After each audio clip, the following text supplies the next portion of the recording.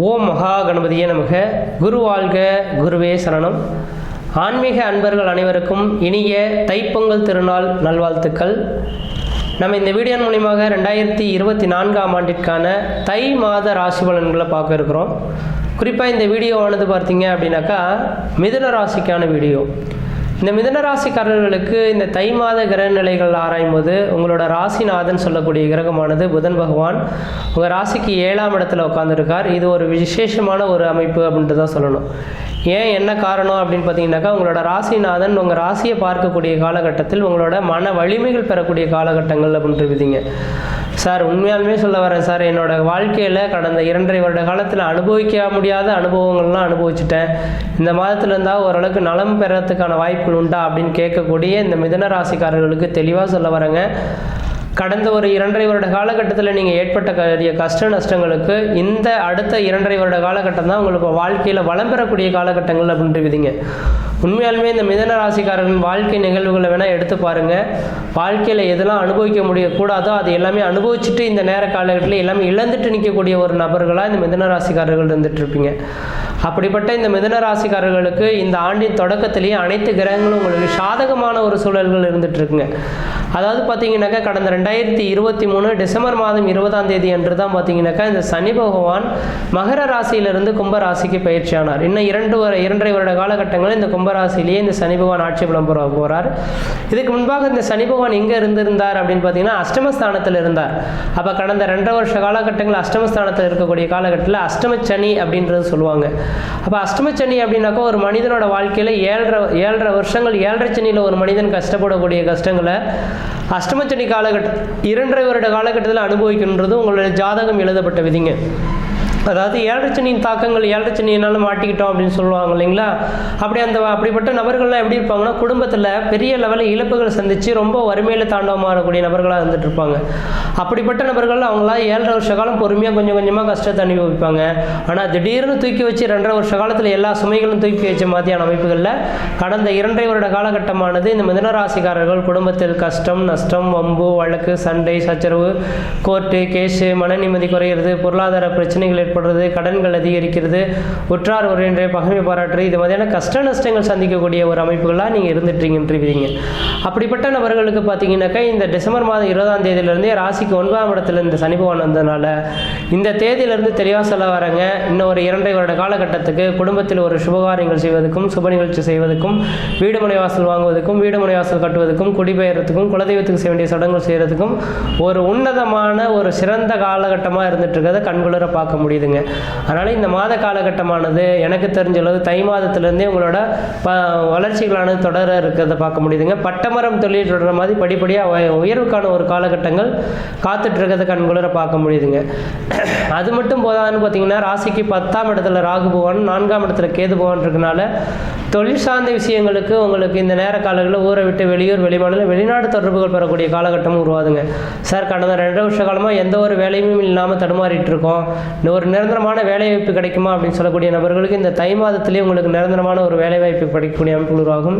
தனியார் துறையில் வேலை செய்யக்கூடிய நபர்களுக்கு உங்களுக்குன்ற ஒரு அங்கீகாரம் கிடைக்கக்கூடிய அமைப்புகள் உருவாகும். அதே போல் பார்த்திங்கன்னா சொந்த தொழில் செய்யக்கூடிய நபர்களுக்கு தொழில் வளர்ச்சிகள் மேலோங்கக்கூடிய ஒரு காலகட்டங்கள் உருவாகும்.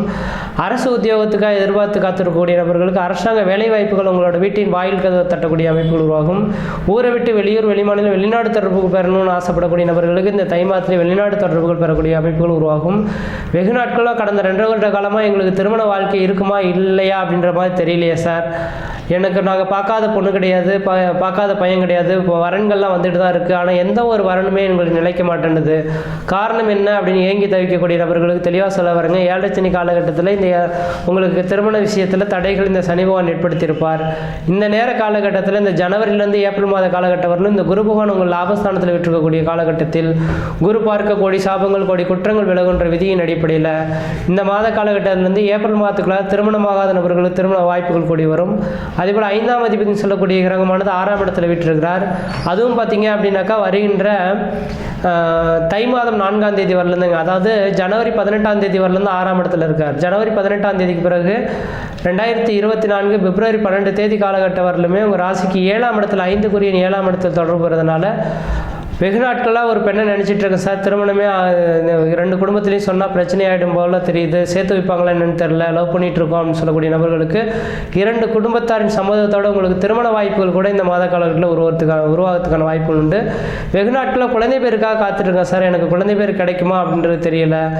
2 பேர் ஜாதத்தையும் எடுத்து போய் பார்க்குறோம், குழந்தை இருக்குதுன்னு சொல்கிறாங்க, ஆனால் இன்னமும் குழந்தை தரிக்கல அப்படின்னு சொல்லக்கூடிய நபர்களுக்கு இந்த மாத காலகட்டத்தில் 5ஆம் அதிபதி 7ஆம் இடம் தொடர்பு பெறுறதுனால உங்களுக்கு குழந்தை பேர் பெற்று இருக்கிறதுக்கான வாய்ப்புகளும் மிகவும் பிரகாசமாக வந்துட்டு இருக்கிறத கண்குளிர பார்க்க முடியுதுங்க. அப்போ இந்த மிதுன ராசிக்காரர்களுக்கு திருமண விஷயங்கள், குழந்தை பேர் விஷயங்கள், தொழில் வளர்ச்சிகள் எல்லாமே படிப்படியாக உயர்வுக்கான காலகட்டங்கள் உருவாகுன்றீங்க சார். எல்லாமே உருவாகும்னு சொல்கிறீங்க. கடந்த 2 வருட காலகட்டத்தில் ஏற்பட்ட கஷ்ட நஷ்டங்களுக்கு, முக்கியமாக கடன் தொல்லைகளுக்கு ஏதாவது தீர்வுகள் கிடைக்குமா, கடன்லேருந்து மீண்டு வர முடியுமா அப்படின்னு எதிர்பார்க்கக்கூடிய நபர்களுக்கு உங்களுக்கு நிரந்தரமான வேலைவாய்ப்பு மூலியமாக உங்களுக்கு கடன் எல்லாம் தூக்கி எறிஞ்சிருவீங்க. 2025க்குள்ளார எத்தனை கோடி ரூபா கடனாக இருந்தாலும் நீங்கள் அடைத்தே தீர்வீங்கன்னு மட்டும் ஆணித்தரமாக சொல்ல விரும்புகிறேங்க. அது மட்டும் போதால் லாபஸ்தானத்தில் குரு பகவான் இருக்கிறனால உங்களோட எண்ணங்கள் எல்லாமே ஒரு தெளிவான சிந்தை பிறக்கக்கூடிய ஒரு எண்ணங்களாக இருக்கும். தெளிவான ஒரு மனநிலைமையோடு செயல்படக்கூடிய காலகட்டங்கள் உருவாகும். குடும்பத்தில் மன நிம்மதி, மன சந்தோஷங்கள் ஏற்படக்கூடிய காலகட்டம் உருவாகுன்றீங்க. அப்போ மிதுனராசிக்காரர்களுக்கு எனக்கு தெரிஞ்சளவு ஒரு அளவுக்கு வளர்ச்சி நேர்ந்த ஒரு காலகட்டங்கள் தொடர ஆரம்பிச்சிருச்சு. எந்த அளவுக்கு நீங்கள் முயற்சி எடுத்து தொழிலில் முன்னிறுத்தி நடக்கிறீங்களோ அந்த அளவுக்கு தொழில் வளர்ச்சிகளும் தொழில் மேன்மையும் பெறக்கூடிய காலகட்டமாக உருவாகுன்றீங்க. அதனால் இந்த தை மாதத்திலிருந்து தை பிறந்தால் வழி பிறக்குன்னு சொல்லுவாங்க இல்லைங்களா? அப்போ தை மாதத்திலிருந்து உங்களுக்கு மிதுன ராசிக்காரர்களுக்கு உங்களுக்கு நல்ல ஒரு வழி பிறக்கிறதுக்கான ஒரு காலகட்டம் உருவாதுங்க. அதனால் எனக்கு தெரிஞ்சளவு உங்களோட சுய ஜாதகத்தை ஒரு தடவை செக் பண்ணி பார்த்துக்கிறது நல்லாயிருக்கும். கடந்த 2 வருட காலகட்டத்தில் உங்களோட சுய ஜாதகத்தை எடுத்து பார்த்தீங்களோ பார்க்கலையோ தெரியாது. ஆனால் இந்த இந்த புது வருடமும் பிறந்திருக்கிறதுனால இந்த வருட காலகட்டத்தில் உங்களோட சுய ஜாதகத்தை எடுத்து ஒரு தடவை செக் பண்ணி பார்த்துக்கிட்டு இப்போ என்கிட்ட பார்க்கணுன்றது அவசியம் இல்லை. உங்களோட குடும்ப ஜோதிடர்கள் யார் இருந்தாலும் சரிங்க, இவங்ககிட்ட போய் பார்த்தா கண்டிப்பாக தெளிவான ஒரு விளக்கங்களை கொடுப்பாங்க அப்படின்ற ஒரு மனநிலைமையில் இருக்கக்கூடிய நபர்களுக்கு வேறு எந்த ராசிக்காரர்களுக்கும் இந்த விதிகள் சொல்லியிருக்க மாட்டேன். அப்படிப்பட்ட உங்களுக்கு பார்த்தீங்கன்னா ஒரு நல்ல ஜோதிடர் இங்கே உங்களோட சுய ஜாதகத்தை பாருங்கள். எதுக்காக சுய ஜாதகத்தை பார்க்க சொல்கிறேன் அப்படின்னாக்கா, சுய ஜாதகம் தான் 65% பலன்களை தரும். இந்த கோச்சார ரீதியான பலன்கள் 35% பலன்கள் தரும்ன்றீங்க. அப்போ இப்போ எப்படி கோச்சார ரீதியான பலன்கள் ஒரு 35% உங்களுக்கு யோகமான பலன்கள் இருக்குன்னு சொல்கிறோம், அதே போல் உங்களோட சுய ஜாதகம் வலுப்பெற்று உட்காந்தா 100க்கு 100 நல்ல பலன்கள் கிடைக்கின்றீங்க. ஒருவேளை உங்களோட சுய ஜாதகத்தில் 6ஆம் அதிபதி 8ஆம் அதிபதி தசாபதிகள் நடந்தால் நான் சொல்லக்கூடிய பலன்கள் பலிக்காமல் போயிடும். அப்போ என்ன சார் நீங்கள் ஒன்று சொல்கிறது நடக்குது, நீங்கள் ஒன்று சொன்னீங்க, இங்கே ஒன்று நடக்குது அப்படின்னு சொல்லக்கூடிய அமைப்புகள் உருவாகும். அதனால தான் எப்பொழுதுமே வருடத்தில் ஒரு நாள் மட்டும் பாருங்கள். வருடம் முழுக்க ஒவ்வொரு மாதமும் ஜாதகம் பார்க்க நான் சொல்லலை. வருடத்தில் ஒரு நாள் நம்மளோட கிரக நிலைகள் எப்படி இருக்க போகுது, எந்த மாதத்தில் எப்படி இருக்கணும், எந்த மாதத்தில் எப்படி இருக்கக்கூடாது, என்ன தொழில் செய்யணும், எது செய்யக்கூடாது, எப்படி இருக்கணுன்றது தெளிவாக கேட்டு தெரிஞ்சுட்டு அந்தந்த வருடத்து பஞ்சாங்கத்தின் அடிப்படையில் உங்களோட சுய ஜாதகத்தை ஒரு தடவை செக் பண்ணி பார்த்துட்டீங்கன்னாக்கா எடுத்த காரியங்கள் வெற்றி பெறக்கூடிய காலகட்டங்கள், இனிமேலுக்கு வரக்கூடிய காலகட்டங்கள் எல்லாமே படிப்படியாக உயர்வுக்கான காலகட்டங்கள் உருவாகுன்றீங்க.